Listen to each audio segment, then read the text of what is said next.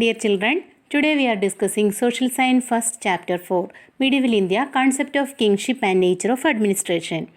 This chapter explains the achievements and salient features of governance in medieval India. You may have learned a few things from small classes about the system of administration in medieval India. Look at the first page of your chapter. This is a short extract from the Tarikh-i-Firoz-Shahi written by Ziauddin Barani. Muhammad bin തുഗ്ലക്കിൻ്റെയും ഫിറോസ് ഷായുടെയും ഭരണകാലത്ത് ദില്ലി സുൽത്താനത്തിൻ്റെ രാഷ്ട്രീയ ചിന്തകനായിരുന്നു സിയാവുദ്ദീൻ ബറാനി. മംലൂക്ക് ഡൈനാസ്റ്റിയിലെ പ്രമുഖനായിട്ടുള്ള ബാൽബൻ്റെ അധികാരത്തെക്കുറിച്ചുള്ള കാഴ്ചപ്പാടുകളാണ് രാഷ്ട്രീയ ചിന്തകനായ ചരിത്രകാരനായ സിയാവുദ്ദീൻ ബറാനി വിവരിക്കുന്നത്. The heart of the king is a special repository of God's favor, and in this he has no equal among mankind. There should be extraordinary discipline and dignity in the court. Light moods of laughing or smiling in court are not permitted even for the nobles. ദൈവത്തിൻ്റെ ഭൂമിയിലുള്ള പ്രതിനിധിയായാണ് രാജാവിനെ കണക്കാക്കിയിരുന്നത്. ദൈവത്തെ പോലെ തന്നെ സമാനതകളില്ലാത്ത ശക്തിയാണ് രാജാവിനുള്ളത്. അസാമാന്യമായ അച്ചടക്കവും കുലീനതയുമെല്ലാം സഭയിൽ ഉണ്ടായിരുന്നു. നേരമ്പോക്കും പൊട്ടിച്ചിരികളും ഒന്നും പ്രഭുക്കന്മാർക്ക് പോലും അനുവദനീയമായിരുന്നില്ല. Princes and chieftain should prostrate before the king. A special dress is prescribed for the courtiers. No one except the Prime Minister is allowed to address the Sultan directly. Armed soldiers should accompany the Sultan everywhere. As part of maintaining the royal pattern of life, court equities, dignity and prestige of the king. രാജകുമാരന്മാരും തലവന്മാരും സാമന്തന്മാരും സുൽത്താന് മുൻപിൽ ഭവ്യതയോടെ നിൽക്കണം. രാജ്യസഭയിലുള്ളവർ ഉപചാര വസ്ത്രം ശരിയായി ധരിച്ച് മുറയനുസരിച്ച് നിൽക്കണം. പ്രധാനമന്ത്രിക്കല്ലാതെ ആർക്കും സുൽത്താനോട് നേരിട്ട് സംസാരിക്കാനായിട്ട് അനുവാദമില്ല. രാജകീയ വേഷവും പ്രതിച്ഛായയുമെല്ലാം നിലനിർത്തുന്നതിൻ്റെ ഭാഗമായിട്ട് ആയുധമേന്തിയ സൈനികർ സുൽത്താനെ എല്ലായിടത്തും അകമ്പടി സേവിക്കണം. മംലൂക്ക് രാജവംശത്തിലെ പ്രമുഖനായിരുന്ന ബാൽബൻ്റെ അധികാരത്തെക്കുറിച്ചുള്ള കാഴ്ചപ്പാടാണ് ഇവിടെ വിവരിച്ചിരിക്കുന്നത്. You have learned about the Sultanate dynasties who ruled between 1206 and 1526 CE with their capital at Delhi. രജപുത്ര രാജാക്കന്മാരിൽ പ്രധാനിയായ Prithviraj ചൗഹാനെ കീഴടക്കി ഗോറിലെ ഇന്നത്തെ അഫ്ഗാനിസ്ഥാനിലെ മുഹമ്മദ് ഡൽഹിയിൽ ആധിപത്യം ഉറപ്പിച്ചു. അദ്ദേഹത്തിൻ്റെ സേനാനായകനായിരുന്നു ഖുത്ബുദ്ദീൻ ഐബക്ക്. ഗോറിലെ മുഹമ്മദിൻ്റെ മരണശേഷം CE 1206 ഖുത്ബുദ്ദീൻ ഐബക്ക് ഡൽഹി കേന്ദ്രമാക്കി ഭരണം ആരംഭിച്ചു.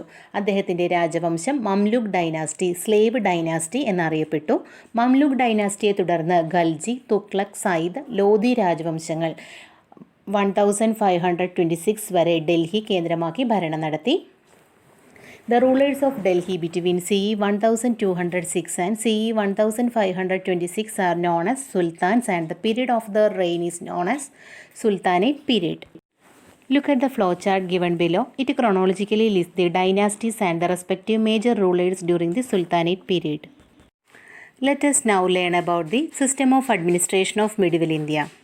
The sultans implemented centralized rule in the administrative system. Let's examine its important features. The influence of Turkish tradition. The sultan was the head of the administration, military and judiciary. There were different ministers and officers to assist the king in administration. An exact law of succession was absent. The leadership of the Caliphate of Baghdad was accepted. A strong army was maintained to defend the country from the threat of invasions and for the expansion of the empire. The vast country was divided into different regions for the convenience of administration. Regional laws prevailed at the village level. Centralised administrative system, കേന്ദ്രീകൃതമായിട്ടുള്ള രാജഭരണ രീതിയാണ് സുൽത്താൻമാർ നടപ്പിലാക്കിയത്. The influence of Turkish tradition, തുർക്കി പാരമ്പര്യത്തിൻ്റെ സ്വാധീനം. രാജാവ് ദൈവതുല്യനാണ് എന്ന കാഴ്ചപ്പാടാണ് ടർക്കിഷ് ട്രഡീഷൻ മുന്നോട്ട് വയ്ക്കുന്നത്. സർവശക്തനും പരമാധികാരിയും നീതിമാനുമായ ദൈവത്തിൻ്റെ സ്ഥാനമാണ് രാജാവിനുള്ളത്. ഈ കാഴ്ചപ്പാടിൽ നിന്നാണ് unlimited authority of kingship was derived.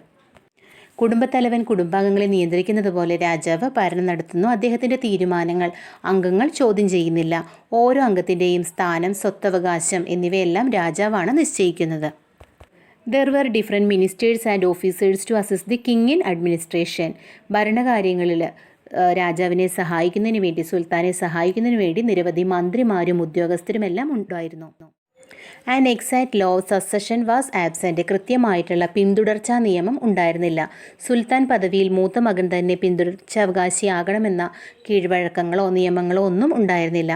എല്ലാ പുത്രന്മാർക്കും തുല്യമായിട്ടുള്ള അവകാശമായിരുന്നു. സുൽത്താൻ ജീവിച്ചിരിക്കുമ്പോൾ തന്നെ ചിലപ്പോൾ തൻ്റെ പിൻഗാമിയെ നിർദ്ദേശിക്കാറുമുണ്ടായിരുന്നു. A strong army was maintained to defend the country from the threat of invasions and for the expansion of the empire. ശക്തമായൊരു സൈന്യത്തെ സുൽത്താൻ ഭരണകാലത്ത് നിലനിർത്തിയിരുന്നു. ആക്രമണ ഭീഷണി ചെറുക്കുന്നതിനും രാജ്യത്തിൻ്റെ വിസ്തൃതി വർദ്ധിപ്പിക്കുന്നതിനുമായി ശക്തമായൊരു സൈന്യത്തെ നിലനിർത്തിയിരുന്നു. The leadership of the caliphate of Baghdad was accepted. ബാഗ്ദാദിലെ ഖലീഫയുടെ നേതൃത്വം അംഗീകരിച്ചിരുന്നു. The vast country was divided into different regions for the convenience of administration. ഭരണസൗകര്യത്തിനായി വിശാലമായ രാജ്യത്തെ പല വിഭാഗങ്ങളായിട്ട് തിരിച്ചിരുന്നു. പരമാധികാര രാജാവിനായിരുന്നു. ഭരണകാര്യങ്ങളിൽ രാജാവിനെ സഹായിക്കാനായി മന്ത്രിമാരും ഉദ്യോഗസ്ഥരും ഉണ്ടായിരുന്നു. ഇത്തരം ഉദ്യോഗസ്ഥർക്ക് സ്ഥാനപ്പേരും ചുമതലകളുമെല്ലാം നൽകിയിരുന്നു. ഭരണസൗകര്യത്തിന് വേണ്ടി രാജ്യത്തെ പല വിഭാഗങ്ങളായിട്ട് തിരിച്ചിരുന്നു. Regional laws prevailed at the village level. ഗ്രാമതലത്തിൽ പ്രാദേശികമായിട്ടുള്ള നിയമങ്ങളായിരുന്നു നിലവിലുണ്ടായിരുന്നത്. Local administration. You have learned about the features of central administration of the sultanate. Let's examine the administrative system at the local level. For the convenience of administration the empire was divided into province, shiqs, parganas and villages. Separate officers were appointed for each division. Their authority was not hereditary. The maintenance of law and order, judicial administration, collection of taxes and organization of the army were the chief duties of these officers. They were under the direct control of the Sultan, but the Sultan did not directly intervene in the administration of the villages. Centralised അഡ്മിനിസ്ട്രേഷൻ്റെ പ്രത്യേകതകൾ എന്തെല്ലാമാണെന്ന് നമ്മൾ മനസ്സിലാക്കി. The vast country was divided into different regions for the convenience of administration. ഭരണസൗകര്യത്തിന് വേണ്ടി രാജ്യത്തെ പല വിഭാഗങ്ങളായിട്ട് വിഭജിച്ചിരുന്നു. പ്രാദേശിക തലത്തിലുള്ള ഭരണരീതിയുടെ പ്രത്യേകതകൾ എന്തെല്ലാമാണെന്ന് നോക്കാം. ലോക്കൽ അഡ്മിനിസ്ട്രേഷൻ്റെ പ്രത്യേകതകൾ. ഭരണസൗകര്യത്തിന് വേണ്ടിയിട്ട് രാജ്യത്തെ പ്രൊവിൻസുകളായും ഷിക്കുകളായും പർഗാനാസ്, വില്ലേജസ് അങ്ങനെ പല വിഭാഗങ്ങളായിട്ട് തിരിച്ചിട്ടുണ്ടായിരുന്നു. Separate officers were appointed for each division. Their authority was not hereditary. ഓരോ പ്രത്യേക വിഭാഗത്തിനും ഓരോ ഉദ്യോഗസ്ഥരെ നിയമിച്ചിരുന്നു. അവരുടെ അധികാരം പരമ്പരാഗതമായിരുന്നില്ല. The maintenance of law and order, judicial administration, collection of taxes and organization of the army were the chief duties of these officers. Maintenance of law and order, ക്രമസമാധാന പാലനം, judicial administration, നീതിന്യായ നിർവഹണം, കളക്ഷൻ ഓഫ് ടാക്സസ്, ഭൂനികുതി പിരിക്കൽ, organisation of the army, സൈനികമായിട്ടുള്ള സംഘാടനം, ഇതിൻ്റെ എല്ലാം ചുമതലകൾ ഓഫീസേഴ്സിനായിരുന്നു.